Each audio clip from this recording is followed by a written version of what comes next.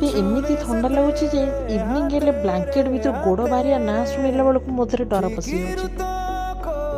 ଆଉ ଏଇ ଥଣ୍ଡାରେ ହଜବେଣ୍ଡ ମୋତେ ଆସି କହିଲେ, ଯଦି ତୁ 2 ମିନିଟରେ କିଛି ଚଟପଟା ଗରମା ଗରମ ଡିସ୍ ମୋତେ ବନେଇକି ଦବୁ ତାହେଲେ ମୁଁ ତତେ 500 ରୁପିସ୍ ଦେବି।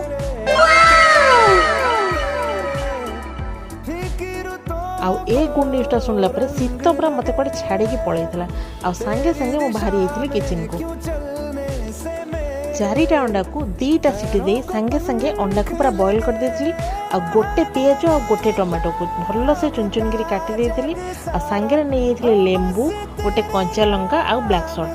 ସବୁକୁ ଗୋଟେ ଟିଫିନ୍ରେ ଭର୍ତ୍ତି କରି ଟିକେ ବ୍ଲାକ୍ ସଲ୍ଟ ଆଉ ଲେମ୍ବୁ ଚିପୁଡ଼ିକି ମିକ୍ସ କରିଦେଇଥିଲି। ଆଉ ଅଣ୍ଡାକୁ ଚୋପା ଛଡ଼ାଇ ଏମିତି 4 ପିସ୍ କରି କାଟି ଦେଇଥିଲି। ଆଉ ଏଇ ମିକ୍ସକୁ କଟା ଯାଇଥିବା ଅଣ୍ଡା ଗୁଡ଼ିକୁ ଗୋଟେ ପ୍ଲେଟ୍ରେ ସାଇଜ୍ କରି ଡେକୋରେଟ୍ କରିଦେଇଥିଲି। ଆଉ ତା ଉପରେ ଏଇସବୁ ପିଆଜ, ଲେମ୍ବୁ ଆଉ ଲଙ୍କାକୁ ପକାଇ ଭଲସେ ଗାର୍ନିସିଂ କରିଦେଇଥିଲି। ଆଉ ଉପରେ ଚିପୁଡ଼ି ଦେଇଥିଲି ଟିକେ ଲେମ୍ବୁ। ଆଉ ସାଙ୍ଗେ ସାଙ୍ଗେ ନେଇ ହଜବେଣ୍ଡଙ୍କ ହାତକୁ ବଢ଼େଇ ଦେଇଥିଲି। इतने तेजस्वी लोग हैं हमारे पास। ଆଉ ପ୍ଲେଟ୍ଟା ଦେଇକି କହିଲି, ଜଲ୍ଦି ଜଲ୍ଦି ମୋ 500 ରୁପିସ୍ ମୋତେ ଦେଇଦିଅ। ଆଉ ହଜବେଣ୍ଡ କହିଲେ, ରହ ମୋତେ ଟିକେ ଶାନ୍ତିରେ ଖାଇବାକୁ ତ ଦେ। ଖାଇସାରି କହୁଛନ୍ତି 500 ଟଙ୍କା ମୋ ପକେଟ୍ରୁ ଯେଉଁ ନେଇଥିଲୁ ସେଇଟାକୁ ରଖିଦେବୁ, ମୋତେ ଆଉ ଫେରାଇବା ଦରକାର ନାହିଁ।